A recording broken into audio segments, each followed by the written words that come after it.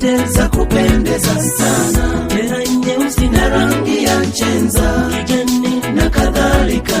Japo zote nzuri zapendeza, sio zote zaweza faa kwa wakati mmoja. Mtu mmoja kwa mapenzi yake ataichagua rangi fulani atakayejisikia yampendeza kuliko zile rangi nyingine. Chunga usijifanye mjanja kwa machaguzi yake. Ukisema rangi ni rangi, yoyote yaweza faa. Hivyo Mwenyezi Mungu kaitenga siku ya saba iwe ni sabato kwake, pia kwa watu wake.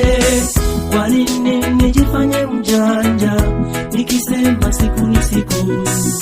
Ndiyo, siku zote ni nzuri, lakini ya saba bora kwake.